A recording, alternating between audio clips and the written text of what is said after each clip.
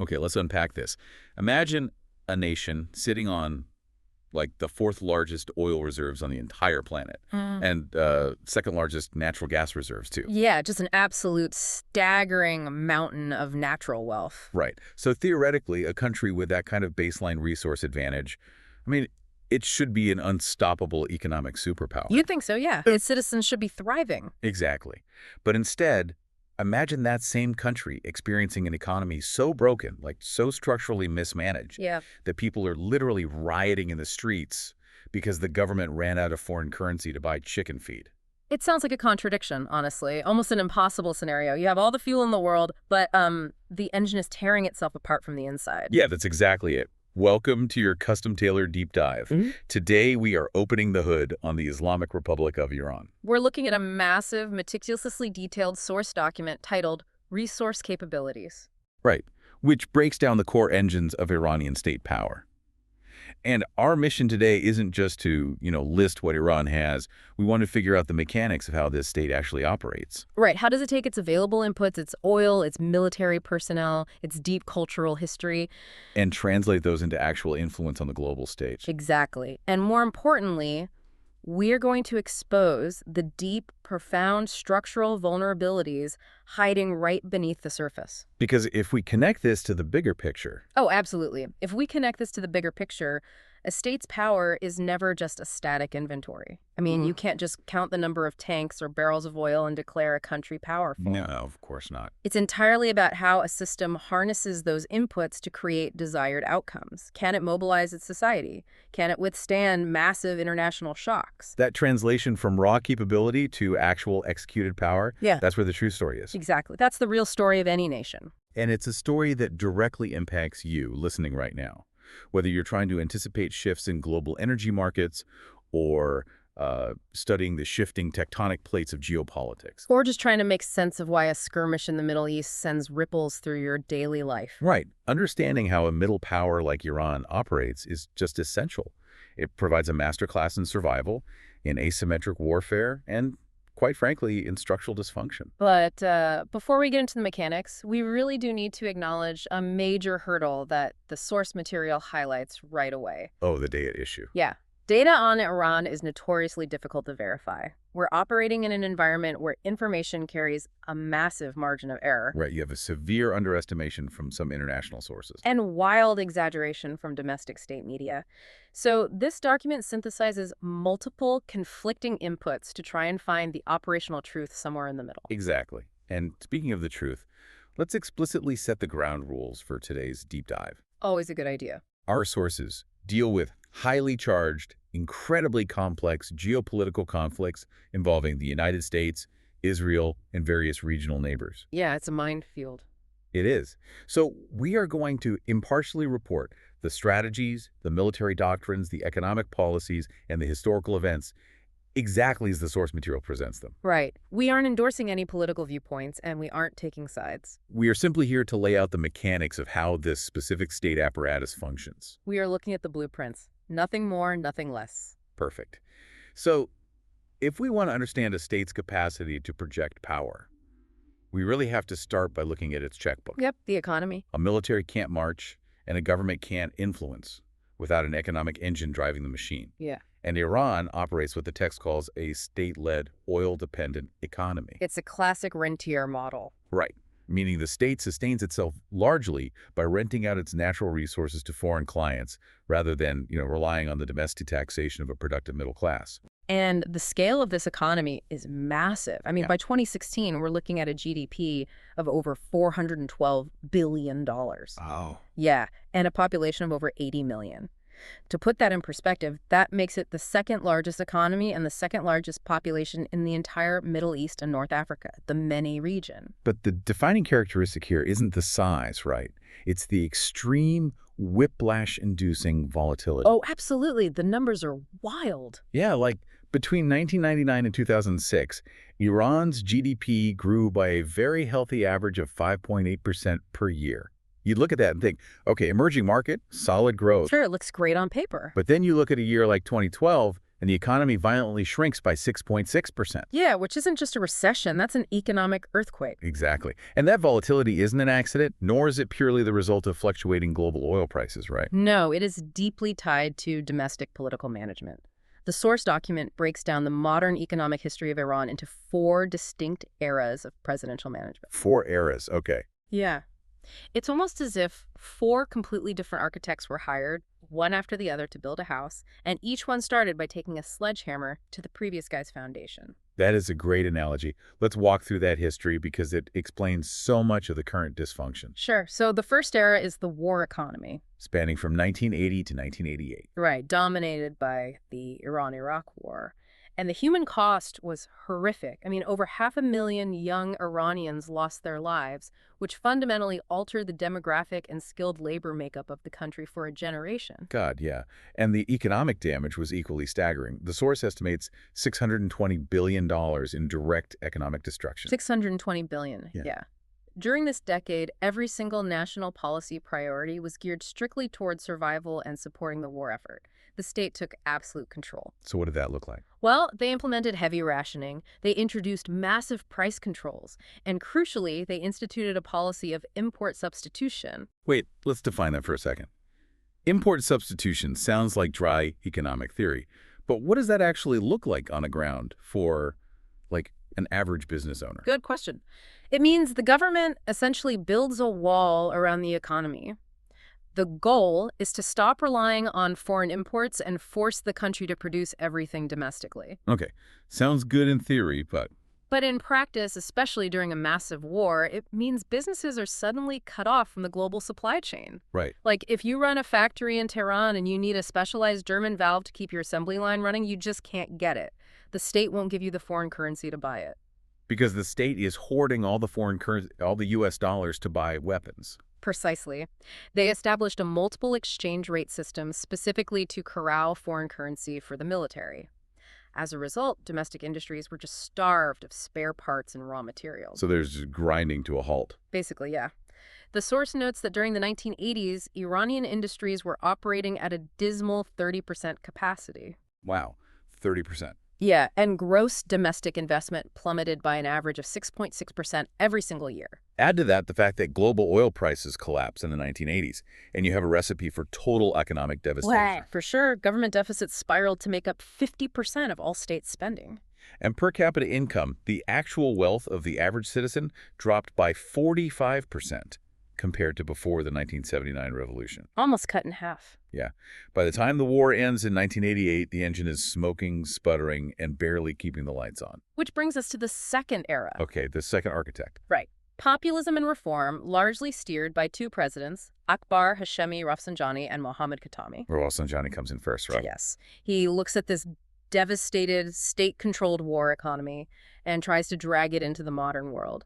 He initiates these grand 5-year development plans focusing heavily on government spending for reconstruction. Yeah. And he makes a concerted effort to unify those messy multiple exchange rates into a single predictable currency system. But his timing is terrible, right? His timing was disastrous. As soon as he tried to unify the exchange rates, the Iranian currency rapidly depreciated. Oh, wow. Yeah, inflation spiked. People panicked. He was forced to immediately backtrack and reintroduce a dual then multiple exchange rate system just to stop the bleeding. Ouch. And oil prices weren't helping either. No, oil prices took another dive in the mid-1990s. State revenue dropped by 30% almost overnight. So instead of a smooth reconstruction, the country just starts piling on massive foreign debt, hitting 11.5% of GDP by 1997. Yeah, it becomes an era characterized by a balance of payment crises and sweeping corruption scandals, as insiders take advantage of those confusing exchange rates. Then Khatami takes over in 1997. Right. And Khatami represents a shift toward a more measured, technocratic liberalization. He doesn't go for massive shock therapy. He takes an incremental approach. And honestly, looking at the data, it's the most successful period of macroeconomic management in the Republic's history. This is where we see that 5.8% average annual growth. It really is. What exactly did he do differently? Well, he fundamentally reformed the tax system to try and build a revenue base outside of oil. He established a clear legal framework to attract foreign direct investment. Yeah. And he achieved the white whale that defeated Rafsanjani. He successfully unified the multiple exchange rates into a single floating market-driven rate. Nice. And he also set up the Oil Stabilization Fund, which I think is just a brilliant concept. Oh, absolutely. Because you know your entire economy is at the mercy of global oil prices, which you can't control. You build a shock absorber. Exactly. When oil prices are high, you pump the excess revenue into a sovereign wealth fund. When prices crash, you draw from the fund to keep the national budget balanced. It's textbook macroeconomic prudence. And by 2005, Khatami's policies had actually brought per capita GDP back up to its pre-revolutionary peak. But there was a massive ticking time bomb that even he couldn't defuse, and the source highlights this heavily: subsidies. Oh, the subsidies, the numbers here are just mind-boggling. The text states that energy subsidies were consuming 17.5% of Iran's entire GDP. That's massive. And food subsidies were eating up another 7.5%. Think about that for a second. We're talking about taking a full quarter of everything a country produces in a year and essentially setting it on fire just to keep the price of gasoline and bread artificially cheap for the population. It is entirely unsustainable. Yeah. And that ticking time bomb brings us to the third era and the third architect, Mahmoud Ahmadinejad. Okay, here we go. Yeah. If Khatami was trying to carefully tune the engine, Ahmadinejad comes in and pours sugar straight into the gas tank. Wow, he campaigns as a populist, right? Yeah. He champions the Mostazafin, the downtrodden, the rural poor. Right. His central promise is to take the oil wealth that has been concentrated in the hands of the technocratic elite in Tehran and put it directly onto the dinner tables of ordinary Iranians. And to do that, he essentially reverses a decade of Khatami's liberalizing reforms. Of course. He shuts down the Development Plan Authority, centralizing economic power directly in his own office. He adopts a highly interventionist, aggressive approach. But he did tackle the subsidies, didn't he? He did manage a political compromise to start phasing out some of those massive energy subsidies, but he replaced them with direct cash handouts to low-income families. Which injects a massive amount of liquidity, just raw cash, into the consumer market. Yeah. But then he couples that with these colossal, state-funded white elephant projects. The source specifically details the Maskin A housing project. He promised to build 600,000 homes for low-income families. Right. And how did he pay for it? He forced the central bank to provide incredibly cheap, unbacked credit. He just printed money. Oh, no. Yeah. When you inject billions of dollars of easy credit into an economy that isn't producing enough actual goods to absorb it, you get one immediate result. Runaway inflation. Runaway inflation. Ahmadinejad subordinated sound economic policy to overt short-term political populism. Rentierism and corruption exploded under his watch. And just as the domestic economy is overheating from all this printed money, the international hammer falls. The sanctions. Right. Ahmadinejad's highly aggressive foreign policy rhetoric and his acceleration of the nuclear program triggers severe U.S.-led and UN international sanctions in 2011 and 2012. The effect of those sanctions was devastating. Iran's oil exports, the lifeblood of the rentier state, plummeted from 2.3 million barrels per day down to less than 1 million barrels per day by 2013. Wow. The source calculates they were losing $133 million in revenue every single day. Every single day. That is the turning point where the 6.6% economic shrinkage happens.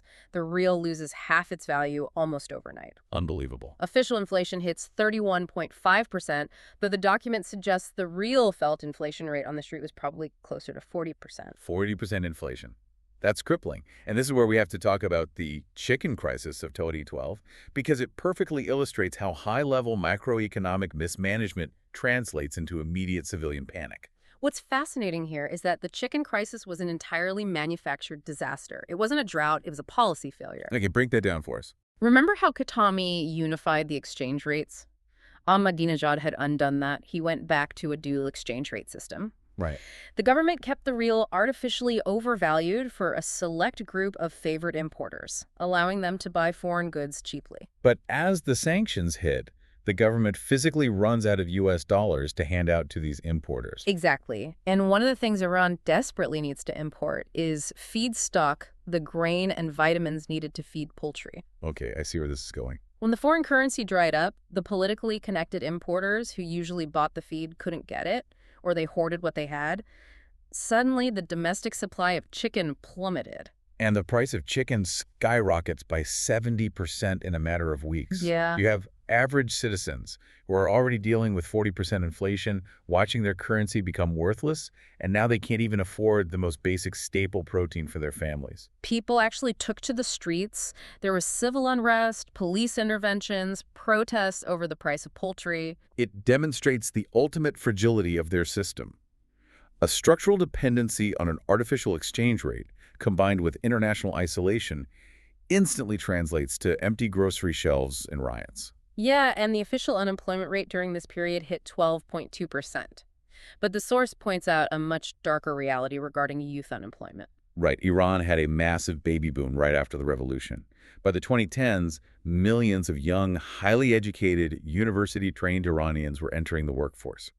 But there are no jobs. None. The official youth unemployment rate was 26%, but the text suggests it was likely double that in reality. So over 50% youth unemployment. Potentially, yeah. You have an entire generation with degrees in engineering and medicine sitting at home, completely disenfranchised, while the government pours billions into corrupt housing projects. Which brings us to the fourth architect, President Hassan Rouhani, who takes office in 2013. And he inherits an unmitigated disaster. Negative growth, crushing debt, rampant inflation, a bloated state bureaucracy, and to make matters worse, global oil prices are crashing again. So Rouhani is forced into an immediate pivot to austerity. He had no choice.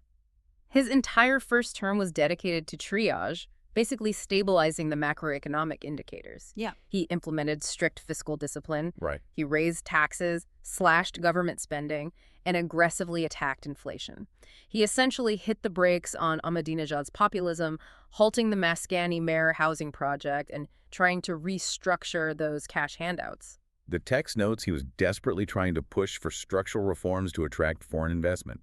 He knew the only way out was to integrate back into the global economy, which is why he pushed so hard for the JCPO, the 2015 nuclear deal, to lift the sanctions. But his desire to open up the economy put him directly at odds with the supreme leader, Ayatollah Khamenei, who was preaching a doctrine of a resistance economy. A resistance economy. What does that mean exactly? The resistance economy is essentially a call for deep self-sufficiency. It's the belief that relying on foreign investment is a trap that allows the West to dictate Iranian policy. So you have the president trying to open the doors and the supreme leader trying to barricade them. Exactly. Eventually, as growth remained sluggish even after the nuclear deal, Rouhani pivoted. He adopted what the text calls a Keynesian approach. Right. For those who haven't taken Econ 101 recently, a Keynesian approach basically means the government decides to be the spender of last resort. Right. If private citizens and businesses aren't spending money to grow the economy, the government steps in and borrows money to fund massive public works or stimulus packages to artificially create demand and jumpstart growth. Yeah, Rouhani injected a $2.5 billion stimulus package specifically targeting the auto industry and domestic manufacturing to try and force the economy out of recession. But again, it's a short-term patch, not a long-term fix. I look at this 4-decade history, from war economy to Rafsanjani's failed reforms to Khatami's stabilization to Ahmadinejad's populist disaster to Rouhani's austerity, and it just feels exhausting. It is. It's constant policy whiplash. But I have to express some genuine disbelief here. Even with all the sanctions, even with the policy reversals. Wait, even with all of that, they have the 4th largest oil reserves in the world. Yeah.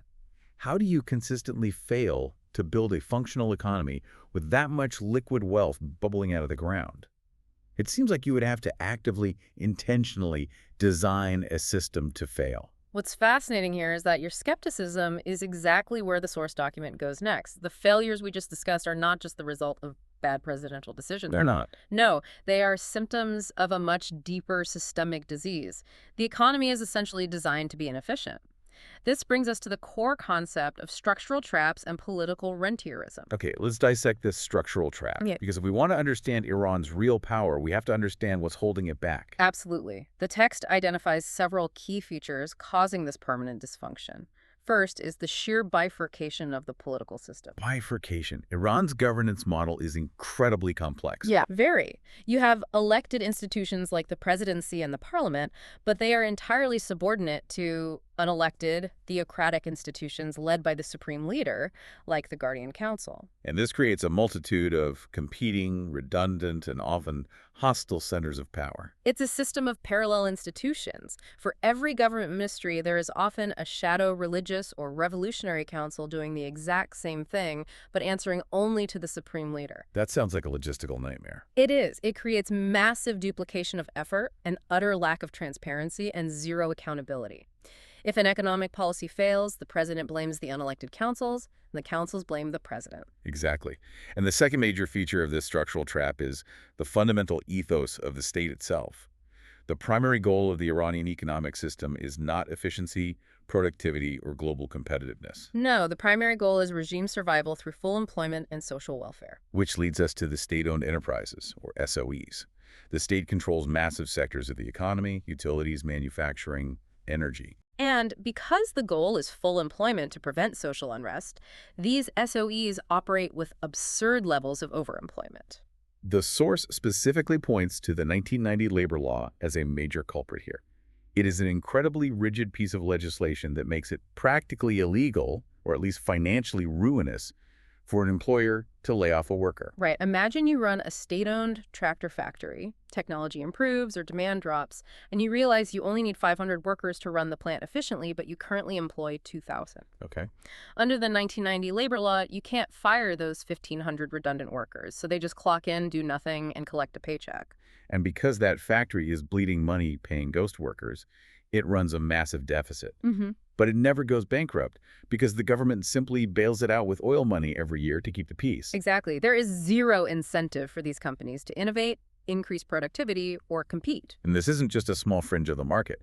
The text states that up to 70% of the entire Iranian economy is controlled by the state or state-affiliated organs.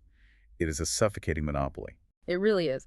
And the two biggest, most powerful players in this monopoly are the Bonyads and the IRGC, the Islamic Revolutionary Guard Corps. Let's talk about the bonyads. Yeah. They are truly unique to the Iranian system, and their scale is difficult to comprehend. Yeah.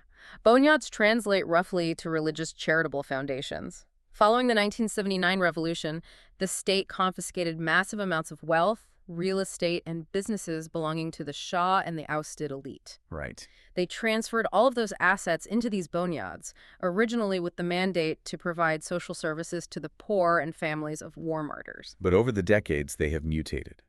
Because they answer only to the supreme leader and are virtually exempt from government oversight, they have morphed into colossal, multi-billion-dollar economic conglomerates. And they operate with an unbeatable competitive advantage. I mean, they are entirely exempt from taxation. They receive highly subsidized foreign currency for imports. Wow. They have guaranteed access to cheap state credit, and they are inevitably moved to the front of the line for lucrative government contracts. The source gives a few staggering examples. The Imam Reza Foundation, based in Mashhad, is estimated to be worth $15 billion. $15 billion? Yeah, and it doesn't just run mosques. It owns vast agricultural lands, car manufacturing plants, real estate developments, and mining operations. It's a massive empire. Another massive one, the Foundation of the Oppressed and Disabled, dominates the country's tourism sector, petrochemicals, and transportation networks. And operating right alongside the bonyads, grabbing an increasingly massive share of the economic pie, is the IRGC. We in the West typically think of the Revolutionary Guard strictly as an elite military and intelligence apparatus. Right, but the text reveals that the IRGC is actually one of the largest corporate entities in the country. They control around 100 massive commercial enterprises. They own banks. They control major seaports and airports, which essentially allows them to dominate the import-export market and bypass customs entirely. The jewel in their economic crown is a construction conglomerate called Khatam-ul-Anbiya. The scale of this single entity is breathtaking. Break it down for us. It employs 135,000 people. It controls over 700 holding companies. It earns an estimated $7 billion annually. $7 billion. Yeah, and when Ahmadinejad took office in 2005, within a single year, he awarded Khatam-ul-Anbiya a $1.3 billion contract to build a gas pipeline, completely bypassing any competitive bidding process. It's like playing a game of Monopoly, but one of the players is the military. They get to change the rules on a whim. They skip the pay tax spaces entirely. They use the bank's money to buy hotels. And if you try to build a house on their side of the board, they just arrest you. That's a perfect way to put it. How is a legitimate private Iranian entrepreneur supposed to compete with that? That they cannot. And this is exactly what the author Parvin Alizadeh, cited in the text, defines as the structural trap. In a healthy economy, capital and talent naturally flow away from bloated, low-productivity firms and move toward innovative, high-productivity firms. But in Iran, political and institutional obstacles physically prevent that movement. The system rewards political loyalty and ideological purity over economic innovation. The irony is that both Khatami and Rouhani recognize this. They actively tried to push for privatization, to sell off state assets to the private sector to spur competition. But the text shows how that completely backfired. Because true privatization requires a free market with independent capital. When the Iranian government put major state assets up for auction, the only entities in the country with enough capital to actually buy them were the bonyads and the IRGC. Oh, wow. So privatization didn't create a private sector, it just legally transferred state wealth into the hands of unaccountable political insiders and military conglomerates. It's the ultimate definition of political rentierism. Yeah. They're capturing the rents of the state. And the IRGC will literally use the excuse of national security to crush any genuine competition, especially from foreign investors. The text provides two incredibly brazen examples of this. The first happened in 2004. The Iranian government had spent years building the new Imam Khomeini International Airport in Tehran. They put the management contract out for international bidding, and a Turkish-Austrian consortium won the contract fair and square. But the IRGC had their own affiliated companies that wanted that lucrative contract. So what do? What do they do? On the literal opening day of the new international airport, the Revolutionary Guard rolls out military vehicles on the tarmac and forcibly shuts the entire airport down. It's wild. They cite security concerns, kick out the foreign consortium, and simply hand the operation over to their own companies. And they pulled the exact same maneuver the very next year, in 2005.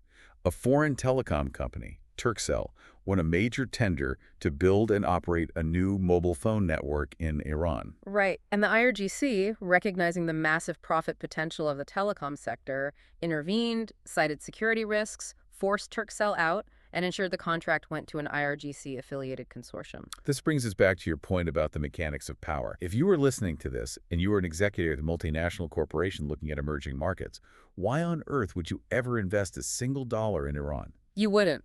It's a massive, flashing neon warning sign. Even if the international sanctions are lifted, the domestic structural trap remains. You could build a thriving business, and the military could just roll a tank up to your front door, declare you a security threat, and steal your market share. Exactly. This political rentierism creates an artificial bubble. These parastatal organizations exist sheltered from any real global competition, completely subsidized by the state budget. And because they dominate the economy, they inflict massive collateral damage on the state's ability to function. Specifically, its ability to collect taxes. The document is blunt about this. Taxation in Iran has developed based on political expediency, not practical economic needs.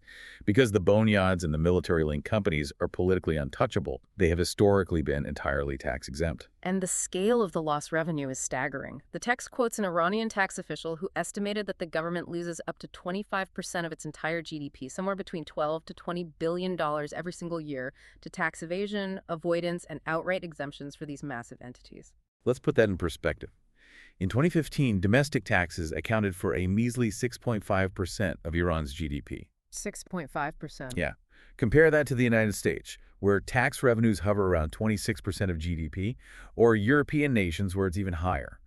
When you only collect taxes from the struggling middle class and ignore the multi-billion-dollar conglomerates, your state budget is incredibly fragile. Completely. When oil prices drop, the government has absolutely no domestic tax base to fall back on. Rouhani recognized this existential threat. In 2015, he pushed a law through parliament to finally start taxing the bonyads and the military companies. But as the source notes, passing a law and enforcing it against entities that have their own armies are two very different things. Extremely different. So, to synthesize this first major mechanism, if you've ever looked at a resource-rich nation and wonder why its people are poor, well, this is the textbook explanation. The wealth is there, but the structure of the state itself traps that wealth in an artificial, politically managed bubble, stifling true growth, innovation, and stability. And this leads us directly to the next critical mechanism of state power. This economic reality is not isolated. It directly, causally dictates their military reality. How so? Well, when your economy is strangled by these structural traps, massive inefficiencies, and decades of international sanctions, you simply do not have the capital to buy, build, or maintain a massive, state-of-the-art conventional military force. Which means you have to fundamentally change the way you fight. You have to adopt a doctrine that turns your weaknesses into strengths. Exactly. The source document is incredibly clear on this point. Iran's military doctrine is strictly, unequivocally defensive.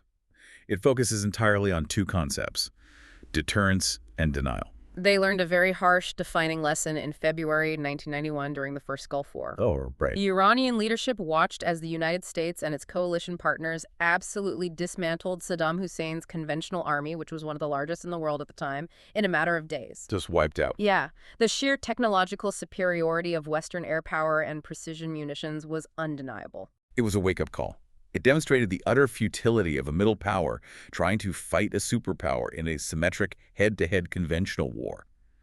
If Iran tried to line up tanks against the US or Israel, they would be obliterated from the sky before they fired a shot. Therefore, the entire Iranian military doctrine shifted.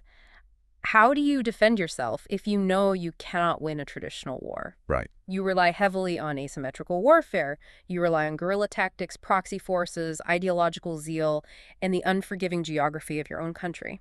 The psychology of this doctrine is dark, but fascinating.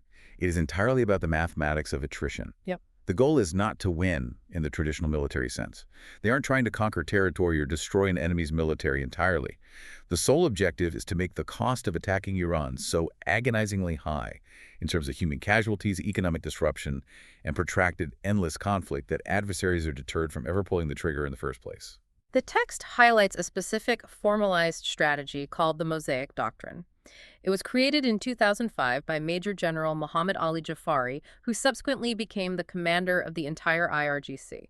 The Mosaic Doctrine. Yeah, it's a brilliant, albeit desperate, adaptation to their technological disadvantage. Let's break down how it works, because it radically restructures their armed forces. Instead of a traditional top-down centralized command structure, which is highly vulnerable to having its communications wiped out by a targeted airstrike. The Mosaic Doctrine completely decentralizes the military.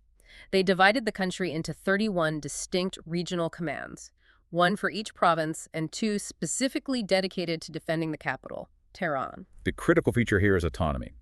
If an invasion occurs and the central command in Tehran is destroyed or cut off, the doctrine dictates that each of those 31 regional commands can operate completely independently. Right. They don't need orders from the top to keep fighting. By decentralizing, they completely bypass the enemy's air superiority. Yeah. They aren't going to mass their troops in the desert to be bombed.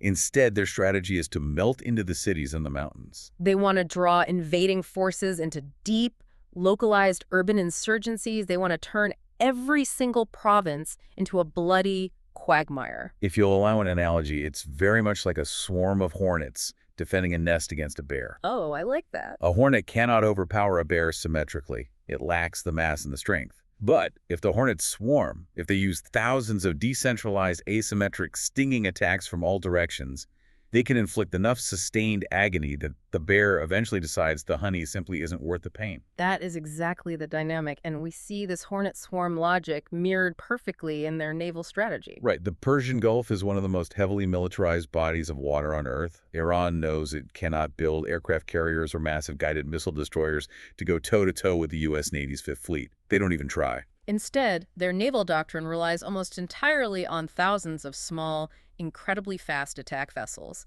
heavily armed with anti-ship missiles and torpedoes.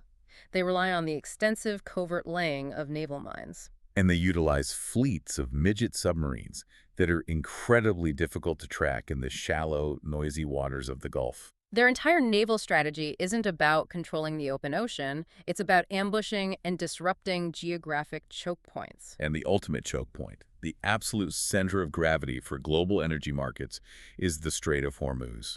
If you are listening to this and wondering why a localized naval doctrine halfway across the world matters to your daily life, consider this statistic from the text.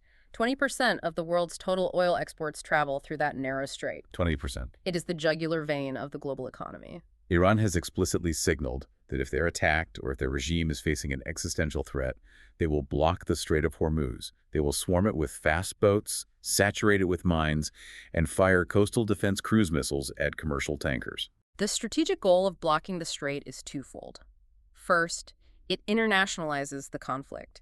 It immediately causes global oil prices to skyrocket, inflicting massive economic pain not just on the attacker, but on Europe, Asia, and the U.S. The hope is that the international community panics and forces the U.S. or Israel to halt the attack to stabilize the markets. Though the text rightly points out the profound paradox of this threat. Right. Blocking the strait is a doomsday tactic because Iran's own economy is entirely dependent on exporting oil through that very same strait. Closing it would effectively be economic suicide. But that's the nature of deterrence. The sheer credible threat of causing that much global chaos serves its primary purpose, which is keeping adversaries at bay. This brings up another paradox the source highlights. The text quotes an analyst named Shahram Chubin, who makes a brilliant observation about the gap between Iranian rhetoric and their actual capabilities. Yes, this is fascinating. If you watch Iranian state television or listen to the Friday sermons, the rhetoric is incredibly bellicose. It's aggressive, provocative, and frequently apocalyptic. They talk about wiping nations off the map and destroying global arrogance. But structurally, operationally, their military is designed purely for homeland defense. They talk like they are preparing to conquer the Middle East, but their forces are built entirely to make an invasion of their own borders miserable. It is a carefully cultivated psychological posture. When you lack the material strength to project conventional power, you use loud, unpredictable, apocalyptic rhetoric to project an aura of irrational strength. It keeps your enemies guessing. If you can convince your adversary that you are completely willing to fight an endless suicidal war of attrition, they are significantly less likely to call your bluff. Okay, so we understand how the Mosaic Doctrine, the Hornet Swarm, the asymmetric attrition, but let's look at who is actually supposed to execute this doctrine and with what equipment. Because just like the political system and the economy, the Iranian military itself is profoundly bifurcated. It is split down the middle. You have two completely separate, parallel military organizations operating simultaneously. First, you have the Artesh. This is the traditional conventional army. It predates the 1979 revolution. It was originally the Shah's army. And under the Constitution, the mandate of the Artesh is strictly to defend Iran's territorial borders and maintain internal order. And then operating right alongside them, you have the IRGC, the Islamic Revolutionary Guard Corps. The IRGC is the ideological army. Their mandate isn't just to protect the borders, it is specifically to protect the Islamic system and the revolution itself from internal and external threats. And because the leadership of the Islamic Republic inherently distrusts the old conventional army, the IRGC receives all the political favor. Oh, massively. The IRGC has developed its own parallel ground forces, its own navy, and its own aerospace force. Over the decades, they have steadily subsumed much of the Artesh's authority and operational relevance. It's the IRGC that is actually responsible for executing that asymmetrical warfare strategy we just discussed. They get the best equipment, the lion's share of the budget, and the direct ear of the supreme leader. Furthermore, the IRGC houses two incredibly important specialized branches that the text details. The first is the Quds Force. While the rest of the military is focused on homeland defense, the Quds Force is the sharp forward operating edge of Iranian foreign policy. The document notes the Quds Force was commanded for years by the infamous Major General Qasem Soleimani. Their entire operational mandate is projecting power beyond Iran's borders without engaging in direct conventional war. They are the masters of the gray zone. They execute covert military activities, gather intelligence, and most importantly, they build, fund, and train proxy networks across the region. Right. They provide advanced weapons and tactical expertise to groups like Hezbollah in Lebanon, the Assad regime in Syria, the Houthi rebels in Yemen, and various powerful Shia militias in Iraq. The text specifically notes that Soleimani wielded so much influence that he was often referred to as Iraq's viceroy. So the Quds Force projects power outward. But internally, the IRGC also controls the Besieged Resistance Force. The Basi is a massive, volunteer paramilitary militia. They were initially mobilized during the Iran-Iraq War, but today they act as the ultimate guarantor of regime security against internal dissent. They are deeply embedded in every neighborhood, university, and mosque in the country. The source notes they have an active standing force of around 90,000 personnel. Wow. But their true power lies in their mobilization capacity. In the event of an invasion, if that Mosaic doctrine is activated, the Basij can mobilize up to 1 million ideologically driven fighters to wage that brutal urban insurgency. Now, you hear phrases like million-man mobilization and largest standing army in the MENA region, and it paints a terrifying picture. It sounds like an unstoppable juggernaut. Sure does. But here's where the source document throws cold water on that image. There is a massive, glaring vulnerability undermining all of this manpower, an overwhelming technological deficit. This brings us back to the economic realities we discussed at the beginning. Right. Iran's defense spending, historically, is incredibly low as a percentage of its GDP hovering around 2 or 3%. Let's translate that into actual numbers to see the disparity. Yeah. The text points out that the Gulf Cooperation Council states nations like Saudi Arabia and the UAE, who view Iran as the primary threat, outspend Iran by a staggering margin. In 2015, Iran managed to scrape together roughly $16 billion for its defense budget. Okay. That same year, the GCC nations spent $113 billion. Exactly. For every single dollar Iran can afford to spend on its military, its regional rivals are spending 7, and they are spending those dollars on the most advanced Western technology available. Wow. The result of decades of underfunding, compounded by crushing international arms embargoes, is that Iran's conventional military is essentially starved of modern technology. The source makes a striking, almost hard-to-believe observation about their air force. Iran's conventional air force is largely obsolete. Over half of its combat-ready aircraft are planes they literally inherited from the Shah back in the 1970s. We are talking about an air force relying heavily on F-4 Phantoms and F-14 Tomcats. Wait, they are flying F-4 Phantoms? Yeah. The United States retired those from active combat decades ago. They belong in an aviation museum, not a modern combat zone. Compare that to Saudi Arabia, which is flying modern Eurofighter Typhoons and advanced F-15s, or Israel, which operates squadrons of 5th-generation F-35 stealth fighters. It's not even a contest. It's a complete mismatch. The text bluntly assesses that in the event of a conflict with the U.S. or Israel, Iran would struggle to deny air superiority for more than a few days. Wow. Their air defenses, while bolstered by some Russian S-300 systems, are ultimately inadequate to protect their massive airspace from a sustained, technologically superior campaign. So I have to ask the obvious question. Does having the largest standing army in the Middle East actually matter if your soldiers are poorly trained conscripts and your air force is flying 40-year-old museum pieces? In a conventional, symmetrical war, no, it wouldn't matter at all. The ground forces would be decimated from the air before they ever saw an enemy soldier.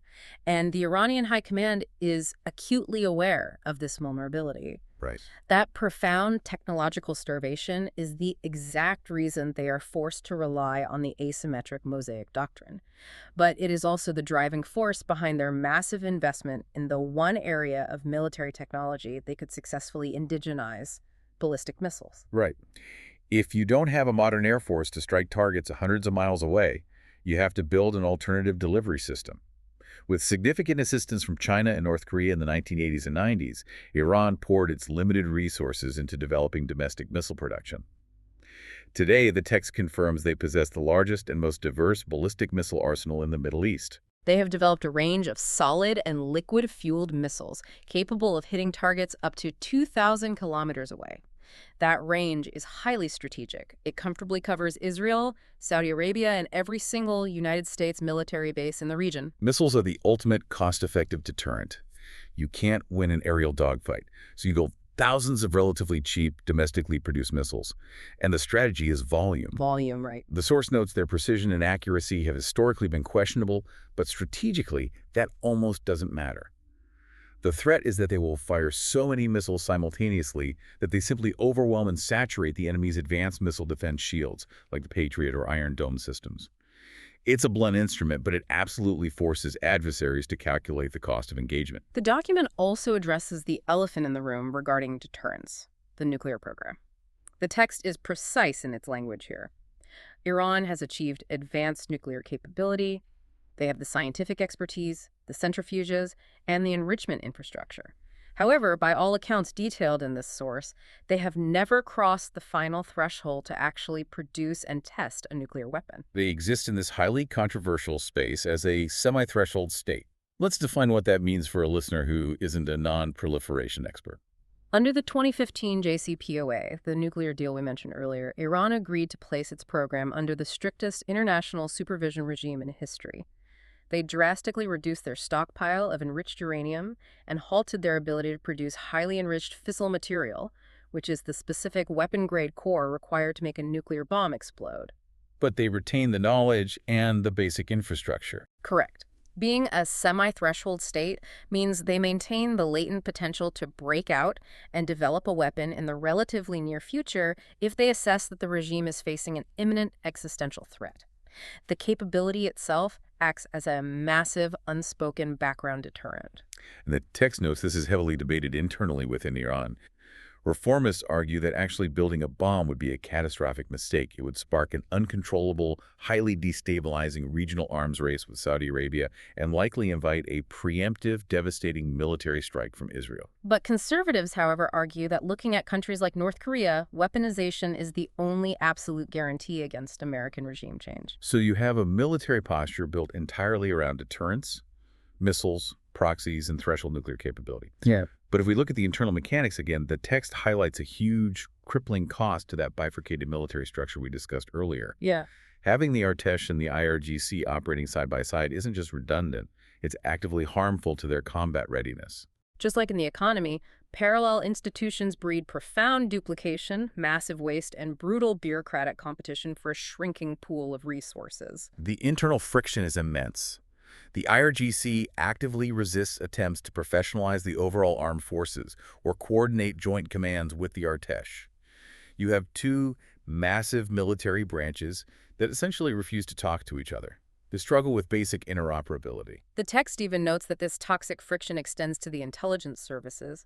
The official Ministry of Intelligence and the IRGC's own internal intelligence wing actively distrust each other, withhold crucial information, and sometimes work at cross purposes. So the very system designed by the supreme leader to coup-proof the regime, ensuring no single military branch ever gets powerful enough to overthrow the clerics, actually cripples their military effectiveness and intelligence gathering on the battlefield. It's a fascinating trade-off. They prioritize internal political survival over external military efficiency. But this brings up a massive overriding question. If your economy is trapped in rentierism and your conventional military is technologically starved, functionally obsolete, and internally paralyzed by rivalries, How on earth does Iran actually project power? How have they become such a dominant, inescapable player across the entire Middle East? and the answer to that question reveals the most sophisticated engine of Iranian statecraft. When your hard power is severely constrained, you lean entirely into smart power. You lean into soft power. The source document outlines Iran's 20-year vision document. It specifically targets extending Iranian influence without ever triggering direct, conventional military confrontation. They identified three main demographic and geographic areas to target. First, they target Persian-speaking groups in Central Asia, specifically in nations like Tajikistan and Afghanistan, leaning on shared linguistic and historical roots. Second, they target Shia minority populations in the Gulf states, like in Bahrain or Saudi Arabia's eastern province. And third, they target ideologically amenable groups in the Levant, primarily in Iraq, Syria, and Lebanon. To achieve this, the text identifies four distinct sources of this soft power, and it's critical to understand how these sources work in tandem. Right. First is their Islamic revolutionary ideology. Yeah. Iran actively presents itself not just as a nation-state, but as the vanguard and protector of the Mustazafin, the oppressed and downtrodden of the world. They offer a liberationist model to populations living under corrupt or authoritarian regional governments. And this is vital. This ideology allows them to cross the Sunni-Shia sectarian divide when necessary. Exactly. A prime example is their long-standing support for Hamas. Hamas is a Sunni Palestinian organization. Theologically, they have differences with Shia Iran, but politically, Hamas aligns perfectly with Iran's revolutionary, anti-oppression, anti-Israel messaging. The ideology provides the bridge. The second source is deeply related: aggressive anti-hegemonic rhetoric. Iran positions itself globally as the ultimate unyielding resistor to the U.S.-led Western global order. This third way appeals vastly beyond the Middle East. It appeals to the broader global South, who harbor historical grievances against Western colonialism or American interventionism. It perfectly explains why President Ahmadinejad spent so much diplomatic energy courting nations in Latin America like Venezuela, Bolivia, and Nicaragua. It wasn't about trade, it was about building a coalition of the sanctioned. They even launched Hispan TV in 2011, a dedicated Spanish-language satellite network to broadcast their anti-hegemonic narrative directly into Latin American living rooms. Wow. The third source is their specific model of governance, the Vilayat Faqih, the guardianship of the Islamic jurist. They promote their unique system of combining supreme religious authority with participatory, democratic elements as a stable, authentic alternative for the volatile Arab world. And the fourth source is simply leveraging their deep, ancient historical and cultural ties. Iran is the inheritor of the Persian Empire. They use cultural exports like cinema, literature, and shared celebrations like Nowruz, the Persian New Year, to bind populations in Afghanistan and Central Asia closer to Tehran's orbit. But what is truly fascinating here isn't just the message, it's the mechanism of delivery. How do they actually execute this soft power on the ground? They don't just rely on guys in suits at the Ministry of Foreign Affairs. They use the boneyards. Yes. Those massive, unaccountable economic conglomerates we discussed earlier don't just operate domestically. They act essentially as heavily funded, highly agile foreign aid agencies operating entirely in the gray zone with zero bureaucratic red tape and no international oversight. This part of the source document completely reframes how we view their influence. When most people think of Iranian influence in Lebanon, they immediately think of the Quds Force smuggling rockets to Hezbollah. But the text reveals a much deeper, more insidious form of power. After the devastating 2006 war between Hezbollah and Israel in Lebanon, the Iranian boneyards swooped in. Right. They didn't just send guns. They rebuilt 45 roads. They rebuilt 14 major bridges. They constructed 14 schools and 60 power stations. They fund the massive Rasul al-Zam hospital complex in the southern suburbs of Beirut.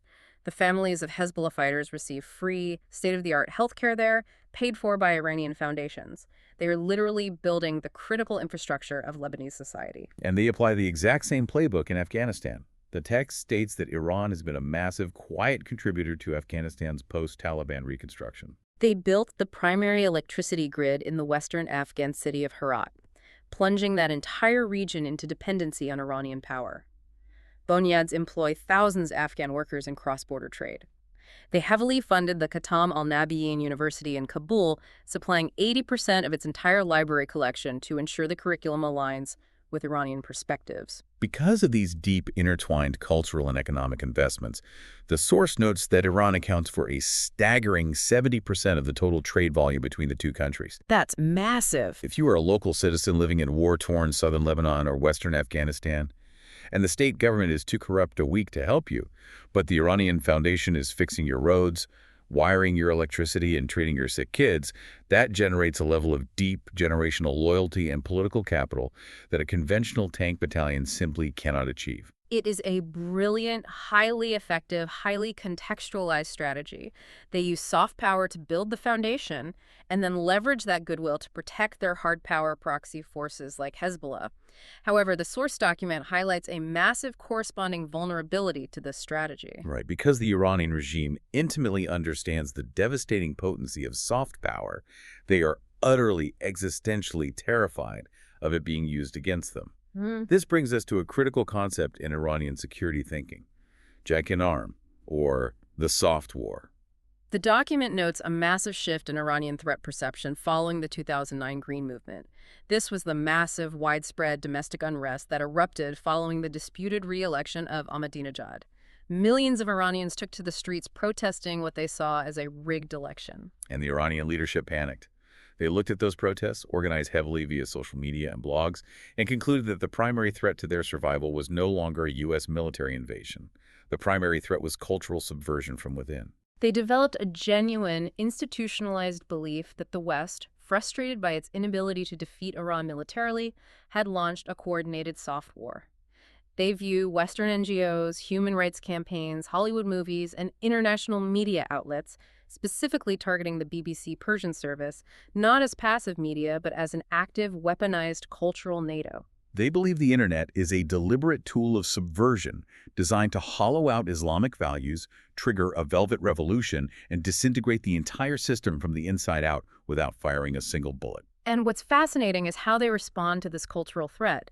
Their response is deeply, fundamentally military in nature. You don't fight a cultural war with better art. You fight it with a security apparatus. The text notes, the military literally created a permanent Bureau for Soft War in 2012.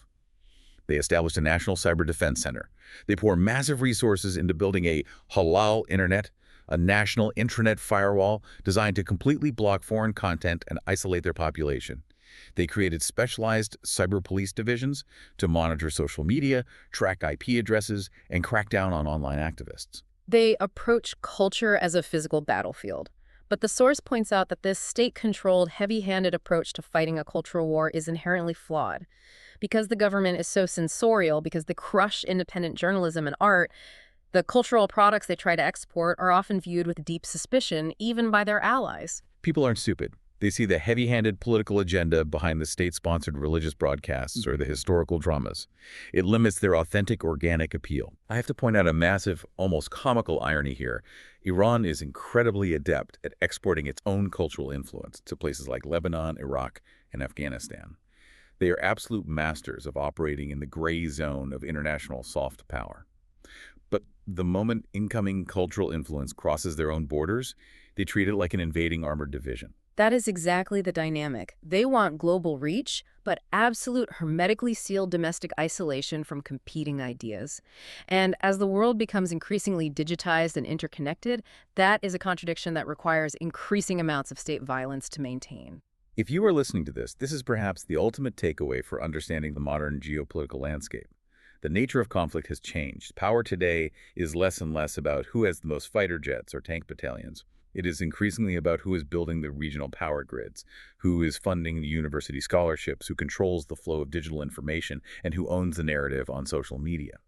Iran understands this perfectly when they are playing offense, but they are terrified of it when playing defense. Which brings us back to the core mission of the text, evaluating Iran's true synthesized capabilities.